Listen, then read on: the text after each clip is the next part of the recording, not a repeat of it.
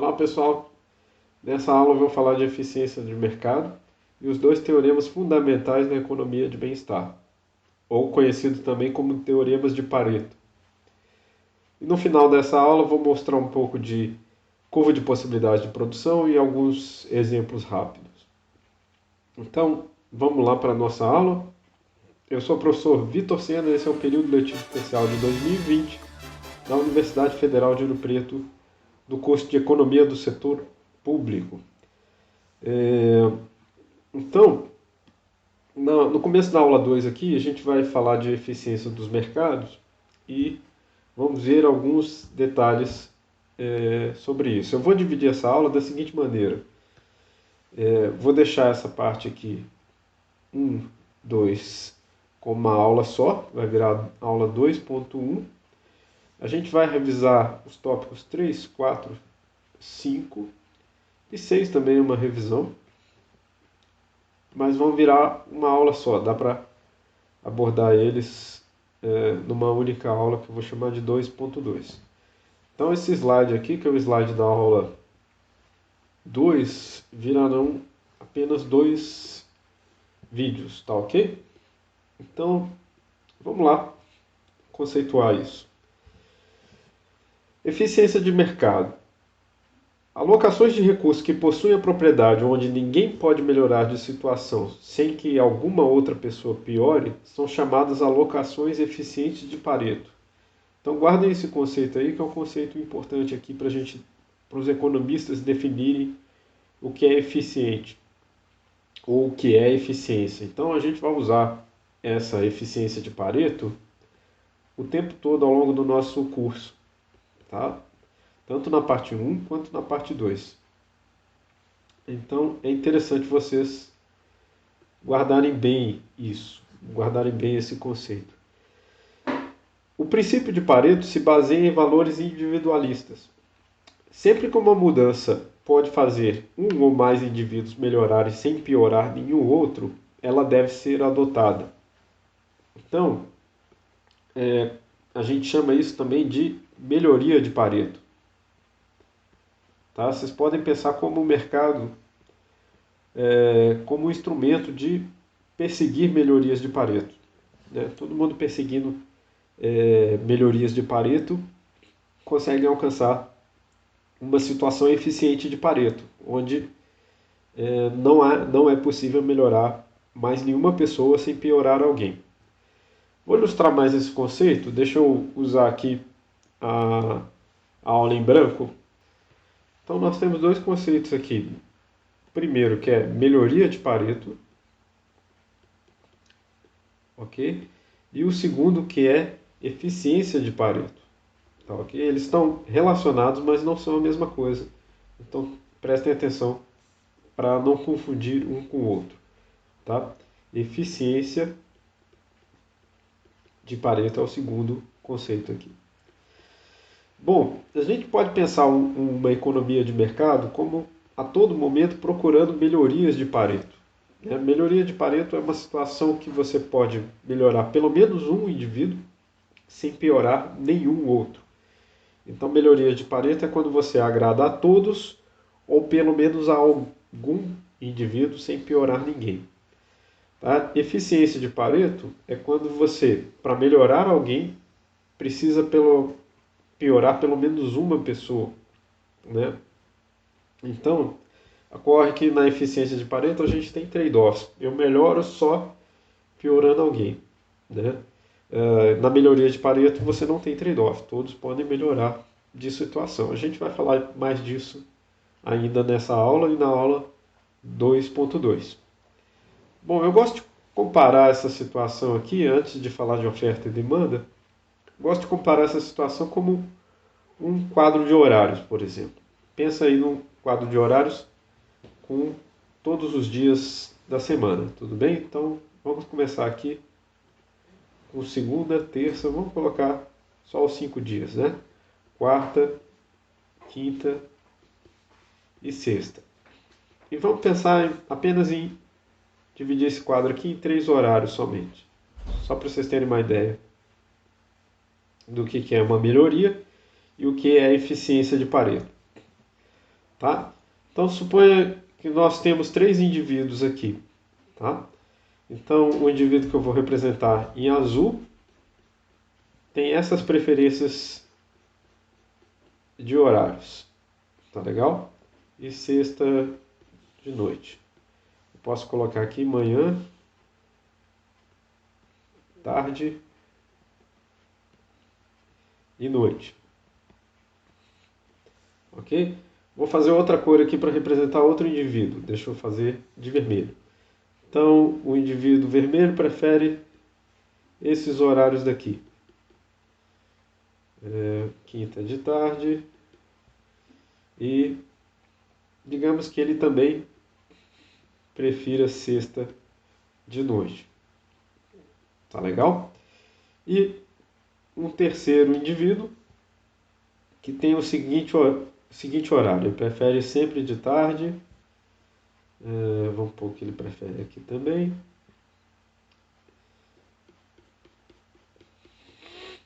E também prefere sexta de noite. Tá? Então, qual que é o horário que atende todos os indivíduos? Que é uma melhoria de Pareto, ou seja, melhora a todos, né? Se você colocar, vou fazer aqui de outra cor, de preto. Se você colocar um horário que é segunda à noite aqui, não atende nenhum dos indivíduos, tudo bem? Digamos que os horários que os indivíduos não marcaram, eles não podem, né? Se eu marcar segunda de tarde, eu atendo esse indivíduo que está de cor verde, mas não atendo o azul e nem atendo o vermelho. Tudo bem? Se eu mudar para cá, né, eu melhoro dois indivíduos. Eu melhoro o indivíduo que está na cor verde e melhoro o indivíduo que está em vermelho. Né? Mas você já deve ter pensado aí logo quando eu fiz esse exemplo que o melhor de todos os exemplos, a melhor situação é sexta de noite nesse caso. Tá? Isso aqui é uma melhoria de Pareto. Ok? Então, eu melhoro a todos os indivíduos e não piorei ninguém. Tá? Bom, mas eu posso fazer um exemplo um pouquinho mais problemático. Né? A gente sabe que marcar horário nem sempre é fácil. Né? E aí vocês podem saber onde eu quero chegar aqui com essa questão. Melhoria de Pareto é quando eu posso marcar um horário que satisfaz a todo mundo. Então, se está todo mundo satisfeito com aquele horário de sexta à noite, então isso será uma melhoria de Pareto. Tá? Agora vamos pensar em outra situação. Também o mesmo calendário aqui, segunda, terça, quarta, quinta e sexta. Tá ok? E também manhã, tarde e noite. Vamos fazer o indivíduo azul de novo. Então, azul preferia segunda, preferia quarta aqui na tarde e sexta durante a noite. Tá? E vou fazer o indivíduo vermelho ficar a mesma coisa. Então, o indivíduo vermelho preferia terça de manhã, quarta de noite, quinta durante o horário da tarde e sexta preferia à noite. Tá? Eu vou mudar um pouco aquele indivíduo que nós fizemos de verde.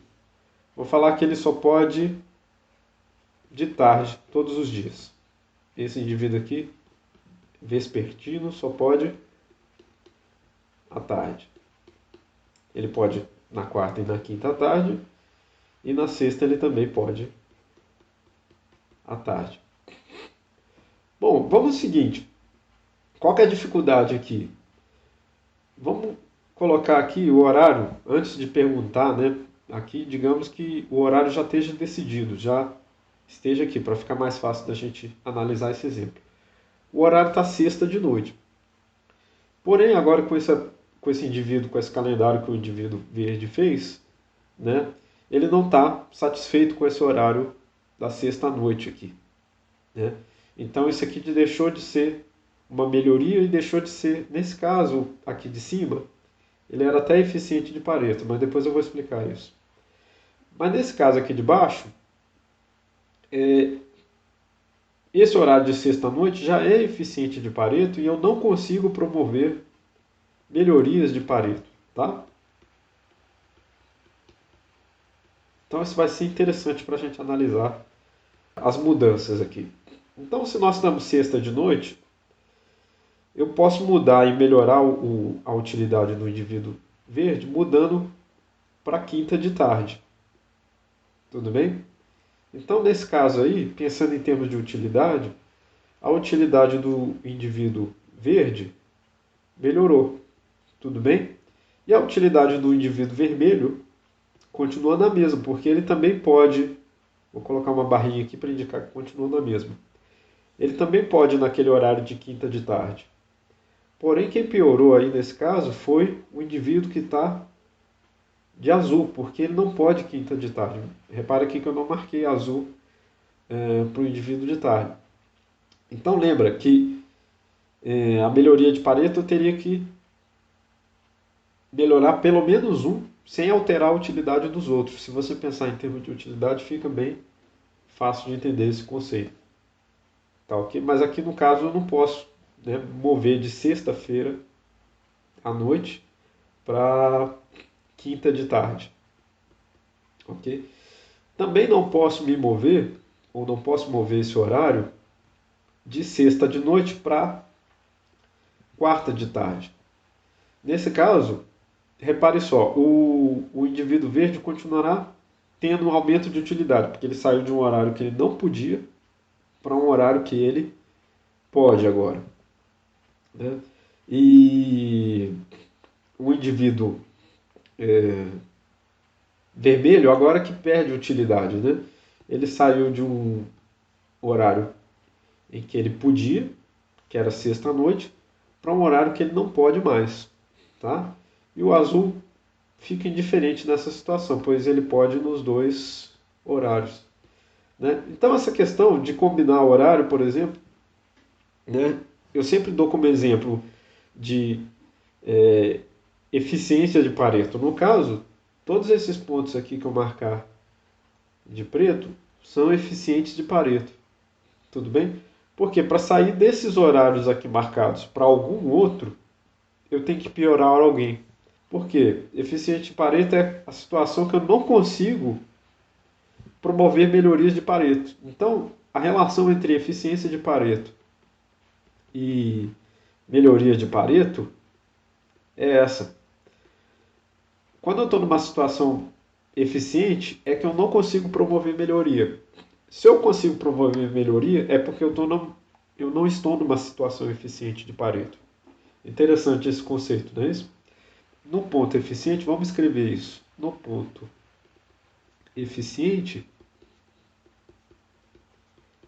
de Pareto, pensa lá no calendário sexta à noite, né? Nessa última versão que eu pus. No ponto eficiente de Pareto, nenhuma melhoria é possível. Ou seja, eu não consigo melhorar alguém sem piorar algum outro. Né? Por isso que é difícil organizar o horário às vezes. Né? Pensa numa agenda que você tem que organizar horários de várias pessoas. Uma reunião que você precisa confluir com o horário de várias pessoas. É difícil organizar o horário porque é difícil atender a todos. Em algumas situações você está sempre piorando alguém para conseguir atingir o horário eficiente. Né? E quando não é possível melhorar alguém sem piorar nenhum outro, já é eficiente. Né? Então é curioso essa definição aí. Tá? Uma situação em que todos podem é uma melhoria. Tá legal? Então fiquem atentos. Vamos voltar lá para o slides para perceberem. Então, olha só um ponto interessante aqui. A maioria das políticas públicas envolvem trade-offs, em que alguns indivíduos melhoram de situação e outros pioram. Então, na verdade, a maioria das situações que a gente tem que tomar difíceis escolhas, e a gente vai falar bastante delas em economia do setor público, são situações onde, para melhorar um indivíduo, eu preciso piorar algum outro, e isso ocorre o tempo todo. Então a gente já diz que já estamos numa situação eficiente de Pareto e melhorá-la é impossível. Tudo bem? Então vamos falar um pouquinho mais de eficiência dos mercados. O princípio da soberanidade dos consumidores afirma que os indivíduos são os melhores juízes das suas próprias necessidades e do que lhes proporciona maior bem-estar. Tá? Então, esse princípio da soberanidade é interessante lá para a economia de mercado que nós estávamos falando na aula 1. Né? O consumidor é soberano, ou seja, ele sabe o que é melhor para si. Tá? Além disso, a eficiência de Pareto requer uma eficiência nas trocas. A gente vai falar disso daqui a pouquinho, mas eu posso também novamente recorrer ao slide para explicar para vocês. Tá? Vou só falar o que é eficiência nas trocas e aí já mostro um gráfico para elucidar melhor esse conceito. Eficiência nas trocas é a condição em que o total do que a economia produz é distribuído de tal maneira que não é possível aumentar os ganhos de se continuar trocando. Tá? Então eu vou ilustrar isso, voltando para a nossa slide vazio aqui, vou ilustrar isso com uma oferta e uma demanda, tá ok? Vou mandar a cor para azul e vamos representar a nossa clássica oferta e demanda aqui para um determinado mercado. Depois eu generalizo isso, a gente vai generalizar isso na aula que vem, na aula 3, que é sobre equilíbrio geral. Então nós temos uma demanda aqui para um determinado bem, você pode chamar esse bem de X, tá? Que é a demanda de X, o preço de X, e a oferta de X aqui positivamente inclinada. Bom, sabemos que oferta e demanda vai determinar o preço e a quantidade de equilíbrio. Então determina a quantidade de equilíbrio e o preço de equilíbrio. Ok? Bom, para quem está com os fundamentos em dia aí, vai ver o seguinte. Essa situação de equilíbrio aqui, ela fornece o maior excedente do consumidor possível, ok? E o maior excedente do produtor possível. Então a gente está nesse canto aqui também, ó, excedente do produtor. Bom, vamos pensar por que esses são os maiores excedentes possíveis, tanto por parte do produtor quanto por parte do consumidor. Tá? Vamos tentar entender, vamos lembrar lá da dinâmica que acontece. Primeiro, vou colocar aqui uma coisa que a gente chama de cota. Tá? É o mais simples aqui inicialmente. Digamos que por algum motivo, pode ser o governo ou por algum outro motivo exógeno e externo a esse mercado, se coloque que a quantidade aqui não pode chegar em Q estrela, ela tem que ficar limitada aqui num Q barra menor do que Q estrela, tá ok? O Q asterisco. Então nós estamos falando o seguinte, ó, não dá para vender uma quantidade maior do que esse Q barra, tudo bem? Isso pode ser inclusive por motivos de quebra de safra, né? Vocês vão ver quem estudou lá no Micro 2 comigo, no Pindyck e Rubenfeld, tem alguns exemplos desse tipo, né? Quebra de safra, problemas de fornecimento, mas ali ainda é o funcionamento de mercado, né? Mas em comparação com o funcionamento normal ocorre isso. Então repara aqui que eu tirei uma parte daquela área que eu tinha feito de excedente do produtor e do consumidor. Bom, o que acontece? Se só Q barra pode ser vendido, né, o preço de mercado ele vai subir para esse P, deixa eu colocar aqui, linha, tá ok? P' maior do que o P de equilíbrio de mercado, o P estrela, tá? E o que acontece também? para aquela antiga curva de oferta ali, o custo de produção, né, muito associado com custo marginal, mas tem que lembrar lá dos conceitos de concorrência perfeita, mas esse custo de produção aqui, ele é mais baixo para se produzir apenas Q-barra. Tudo bem? Então o que acontece aqui, na verdade? O que acontece é o seguinte: existem consumidores que gostariam de pagar um preço maior do que o custo, tudo bem? Olha só esse consumidor que está nesse ponto aqui. Pensa num consumidor que está aqui, vou chamar de consumidor C1. Ele gostaria de pagar um preço um pouquinho menor do que P', tá? Vou chamar de P1 porque é desse, ou PC1 porque é desse consumidor. Tá? Ele gostaria de pagar um preço um pouquinho menor. Mas esse preço um pouquinho menor ainda é muito maior do que o custo. Mesmo que ele force um pouquinho o mercado a produzir um pouco mais do que Q-barra, né? Ele está pagando algo maior do que o custo de produção. Tudo bem?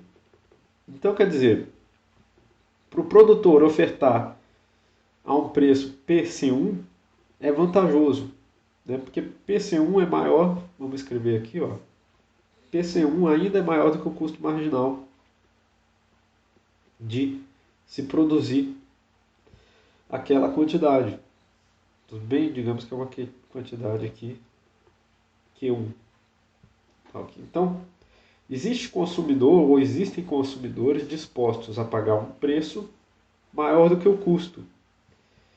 E para esses consumidores é vantajoso, né? Na verdade, eles poderiam até dar um preço um pouquinho menor aqui, ainda assim seria vantajoso. Tá legal? Então, quer dizer, o preço máximo, outra forma de pensar isso, o preço máximo que o consumidor está disposto a pagar é maior do que o preço mínimo que o vendedor está disposto a aceitar para vender aquela mercadoria. Sempre que isso aqui acontece, existe o quê? Existe uma troca mutuamente vantajosa possível. Ou seja, existe melhoria de Pareto. Então, voltando àquela área que eu tinha representado, essa parte que eu deixei de rachurar aqui é uma parte que pode acontecer trocas mutuamente vantajosas. Então, nessa área que eu estou voltando a rachurar, o que acontece? Existem consumidores dispostos a pagar um preço maior do que custa para os produtores. Então, vale a pena trocar, né? Da mesma forma, esses produtores aqui encontram consumidores dispostos a pagar preços maiores do que os seus custos marginais. Então vale a pena trocar.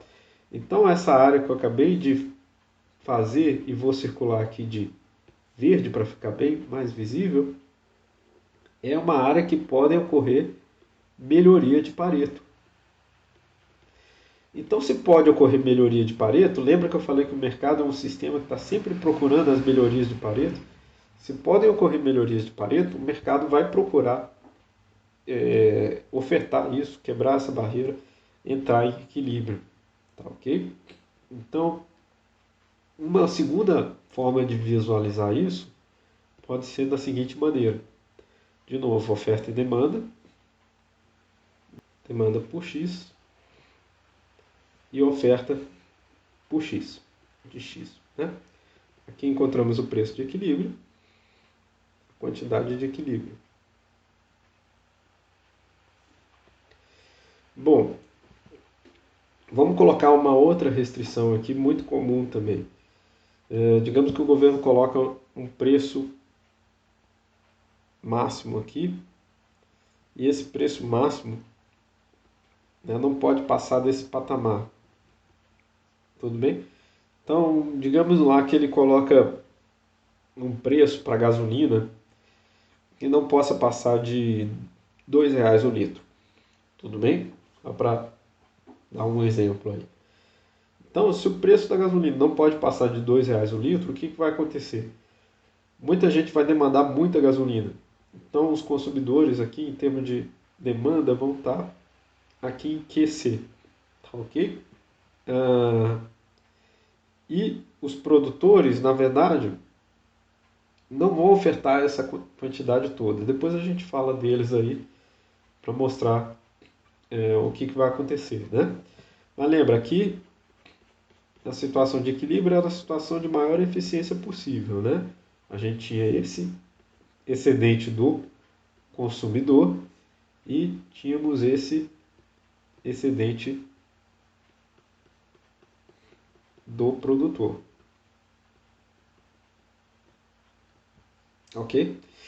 Bom, mas se o governo colocou um preço no máximo menor do que o preço de equilíbrio, né, e está verificando por lei que esse preço máximo vai ocorrer, o que acontece? Os consumidores demandando isso aqui pressionam os custos daquela oferta para custos muito mais altos, né? Produzir isso tudo aqui e ofertar esse tanto aqui de combustível, de gasolina, na verdade custa bem mais caro. Tudo bem? Então o custo fica mais alto. É legal? Bom, se o custo é mais alto, o que acontece? E os produtores estão recebendo isso aqui, toda essa área daqui, ó, na verdade, vira um prejuízo para os produtores, tá? Vou fazer de vermelho também, mas toda essa área daqui é prejuízo, tá legal? Porque está retratando que o custo marginal é muito maior do que o preço que se recebe, né? Ou de outra maneira, né? O preço mínimo, lembra que está desobedecendo aquela regrinha que eu coloquei aqui em cima, ó. O preço mínimo é maior do que o preço máximo que os consumidores estão dispostos a pagar nessa quantidade QC. Tudo bem? Então, reparem que esse custo é tão maior que, apesar dos consumidores estarem se beneficiando de uma boa parte desse preço mais baixo, os produtores não estão se beneficiando desse preço mais baixo, pois os custos deles para produzir essa quantidade é bem mais alto. Então, na verdade, está ocorrendo, não sei se vocês conseguem ver, mas está ocorrendo uma perda líquida igual essa área daqui de cima. Deixa eu fazer de vermelho. Essa área daqui, ó, essa é a perda líquida que está ocorrendo se o mercado continuar operando com essa produção de QC a esses custos bem mais altos e os consumidores pagando apenas esse Pmax aqui. Então, o que vai acontecer posteriormente?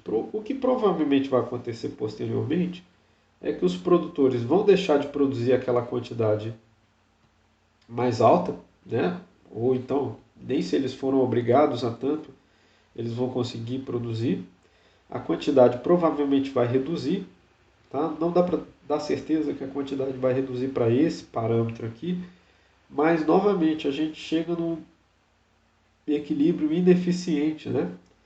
Então, se a gente voltar para essa parte de cá, a gente novamente vê um equilíbrio ineficiente, tal como nós vimos aqui em cima, tá ok? Onde pode ocorrer o que? Pode ocorrer melhorias de Pareto, tá claro?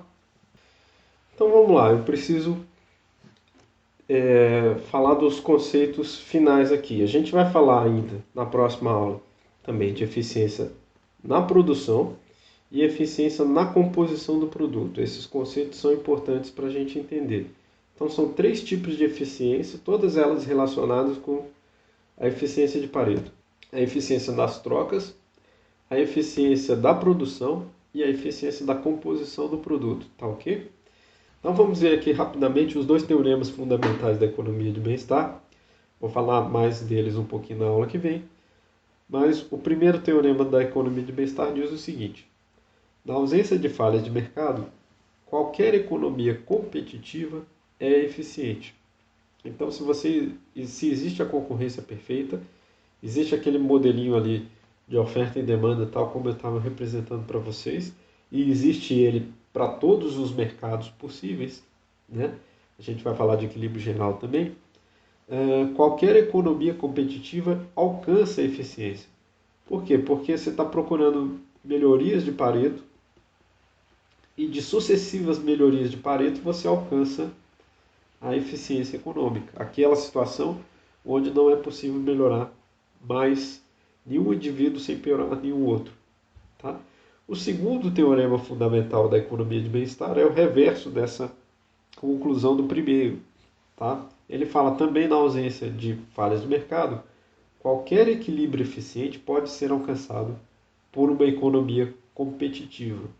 Repara aqui que o outro garante que se alcança o equilíbrio. Esse aqui fala que qualquer equilíbrio desejado pode ser alcançado. Tá? Ele reverte.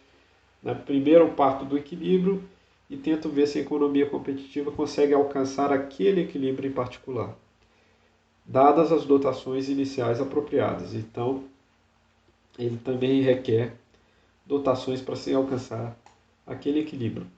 Na aula que vem eu vou dar um exemplo voltando a esses dois teoremas e talvez fique bem mais claro do que eles dois tratam. Tá ok? Então, até a aula que vem.